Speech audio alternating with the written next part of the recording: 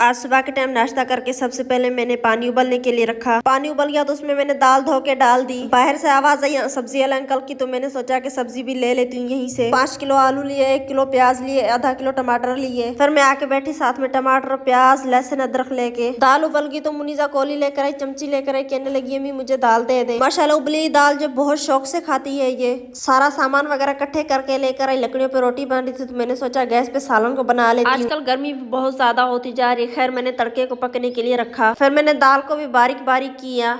टमाटर में मैंने सारे मसाले भी मिक्स कर लिए थे। तड़का पक गया तो मैंने इसमें ये सारे मसाले डाल दिए। टमाटरों को भून के फिर मैंने इसमें दाल भी डाल दी। ये मैंने चने की दाल बनाई थी। सालन को पकने के लिए रख के फिर मैं आ गई। मैंने कहा कि रोटियां देख लूं। माशाल्लाह रोटियां बहुत ज्यादा थी, रोटियां जल्दी बन गई थी, तो इसलिए हमने जो कपड़े में लिपेट के फिर इसे जुल्ली में लिपेट दिया था ताकि गर्म रहे रोटी। काफी टाइम हो गया। फिर अबू जान आए, कहने लगे बेटी मजदूरों के लिए खाना दे दे। पहले मैंने अबू जान को खाना दिया। मैंने कहा कि आप खाना खा ले। उन्होंने खाना खाया तो फिर मैंने उनको सारा खाना बांध के दिया। अल्लाह पाक आप लोगों को खुश रखे, आबाद रखे, जहाँ भी रहे खुश रहे, आबाद रहे।